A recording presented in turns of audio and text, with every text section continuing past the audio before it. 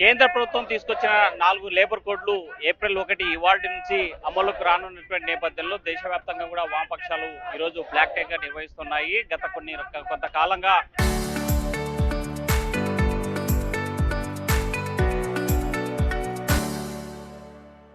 ఈ 4 లేబర్ కోడ్లు రద్దు చేయాలని ఆందోళన కార్యక్రమం చేపట్టాయి. అయితే కేంద్ర ప్రభుత్వం అంతా ముందుకెళ్లినటువంటి పరిస్థితి ఉంది. ఇవాళ బ్లాక్ డే నిర్వహించినటువంటి పరిస్థితి మనకు కనిపిస్తుంది. సార్ చెప్పండి, ఈరోజు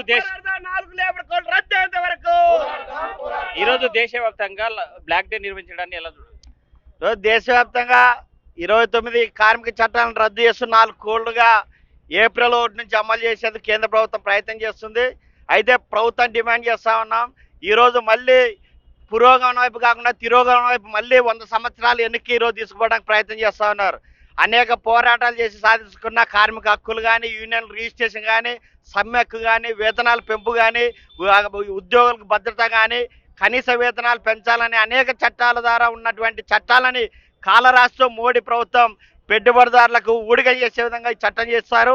అందులో భాగంగా ఈరోజు అమలు చేయడాన్ని ఏప్రిల్ 1 మీరు అమలు చేసిన ఈరోజు కార్మిక సంఘాలుగా బ్లాక్ డేగా దేశవ్యాప్తంగా ఉద్యమాన్ని ఉధృతం చేస్తాం.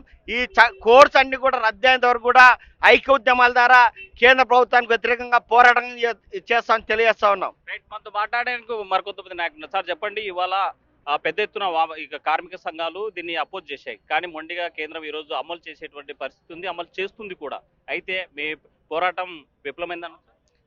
మా పోరాటం విఫలమైందని చెప్పి మేము భావించడం లేదు. ఇప్పటికే చాలా విజయం సాధించినాం. ఇప్పుడు ఉదాహరణకి మన భారతదేశంలో ఉండేటువంటి 140 కోట్ల మంది జనాభాలో మొన్న ఫిబ్రవరి 12 జరిగినటువంటి సమ్మెలో 36 కోట్ల మంది పాల్గొన్నారు. అంటే 1/3కు పైగా ఈరోజు ఈ చట్టాలను వ్యతిరేకిస్తున్నారనేటువంటి విషయం ఈరోజు మనకు అర్థమవుతుంది. దానికి బీజేపీ ప్రభుత్వానికి అనుకూలంగా ఉన్నటువంటి ఆర్ఎస్ఎస్కి అనుబంధంగా ఉండేటువంటి బిఎంఎస్ లాంటి సంఘాలు కూడా మేము సమ్మె చేసిన తర్వాత వాళ్ళు ప్రత్యేకంగా మళ్ళీ కార్మికులతో ఆందోళన చేయాల్సినటువంటి పరిస్థితులు వచ్చాయి. అంటే మేము ఒక రకంగా విజయం సాధించినాం, అంటే ప్రభుత్వం పట్ల మేము విజయం సాధించినాం. ఏదైతే ఈరోజు మన కార్మిక హక్కులు ఏ రకంగా అయితే మనం సాధించామో ఆ సాధించడానికి అవసరమైనటువంటి ప్రాతిపదిక ఏమి అంటే కార్మికులు అనేక పోరాటాలు చేయడము, తిరగబడము అనేటువంటిది. అంటే 100 సంవత్సరాల క్రితం మనకు హక్కులు రావడానికి కారణం కార్మికుల తిరుగుబాటు. ఈరోజు ఇప్పటికే లేబర్ కోడ్స్ అమలు కాకముందే ఈరోజు తిరుగుబాటు మొదలైందని చెప్పి మేము చెప్పదలుచుకున్నాం. ఉదాహరణకు అమరావతిలో పైపులు కాల్చింది ఎవరు? వాచ్మెన్ ఎందుకు పైపులు కాల్చాడు?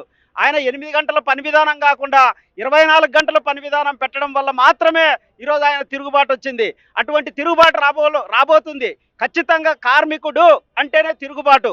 కార్మికుడు అంటే హక్కు కోసం తిరుగుబాటు చేసేటువంటి లక్షణం. కార్మికుని లక్షణమే తిరుగుబాటు. ఖచ్చితంగా తిరుగుబాటు వస్తుంది. ఈరోజు ఎవడైతే ఈరోజు మన దేశాన్ని పరిపాలన చేస్తున్నటువంటి మోడీ హిట్లర్ మాదిరి ఏదైతే పరిపాలన చేస్తున్నాడో రేపు పతనం కాక తప్పదని చెప్పి మేము హెచ్చరిక చేయదలుచుకున్నాం. కార్మికులు ఖచ్చితంగా విజయం సాధిస్తారు, మళ్ళీ హక్కులు నిలబెట్టుకుంటారని చెప్పి మేము ఈ సందర్భంగా చెప్పదలుచుకున్నాం. అంటే కార్మిక సంఘాలకు కార్మికుల మద్దతు ఉంటే ఇవాళ ప్రభుత్వం ఎందుకు ముందుకు వెళ్తుందంటారు? ఈరోజు భారతదేశ వ్యాప్తంగా నూతనంగా తీసుకొచ్చినటువంటి 4 లేబర్ కోడ్లని ఈరోజు పశుబలంతో, భుజబలంతో, అధికార బలంతో బీజేపీ ప్రభుత్వం దేశవ్యాప్తంగా కూడా ఈరోజు ఏప్రిల్ 1 ఈ లేబర్ కోడ్స్ను అమలు తీసుకొని రావడం జరిగింది. కానీ వాస్తవంగా ఈ లేబర్ కోడ్స్కి వ్యతిరేకంగా గత 6 సంవత్సరాలుగా కార్మిక వర్గం లేబర్ కోడ్స్ మాకొద్దు, 44 కార్మిక చట్టాలు అమలు చేయాలని చెప్పేసి పోరాటం చేసినప్పటికీ ఈ దేశాన్ని పరిపాలన చేస్తున్నటువంటి బీజేపీ ప్రభుత్వం పూర్తిగా ఈ దేశంలో ఉన్నటువంటి కార్పొరేట్ శక్తులైనటువంటి పెట్టుబడిదారులైనటువంటి ఆదాని, అంబానీ, రిలయన్స్ వాళ్ళ స్వలాభం కోసం, వాళ్ళ ప్రయోజనాల కోసం ఈ దేశంలో ఉన్నటువంటి కార్మిక హక్కులని సులభతరం చేయడానికి, ఈ దేశంలో వ్యాపారాన్ని సులభతరం చేయడానికి లేబర్ రీఫార్మ్స్ అనే సంస్కరణల పేరుతో, ఈజీ ఆఫ్ డూయింగ్ బిజినెస్ అనే పేరుతో ఈ యొక్క లేబర్ కోడ్స్ని తీసుకురావడం జరిగింది. ఈ లేబర్ కోడ్స్ కార్మిక వర్గానికి ఏమాత్రం శ్రేయస్కరం కాదు. ఈ లేబర్ కోడ్స్ వలన ధనవంతులు, పెట్టుబడిదారులు వాళ్ళ లాభాలు పెరిగి వాళ్ళు ధనవంతులు అవుతారు. కార్మిక వర్గం మరింత దరిద్రమైనటువంటి దుస్థితిలోకి వెళ్ళిపోతారు. కాబట్టి ఎట్టి పరిస్థితుల్లో ఈ లేబర్ కోడ్స్ను అనుమతించే పరిస్థితే లేదు. కార్మిక వర్గం తిరుగుబాటు చేస్తుంది. రద్దు చేయకపోతే బీజేపీ పతనం తప్పదు.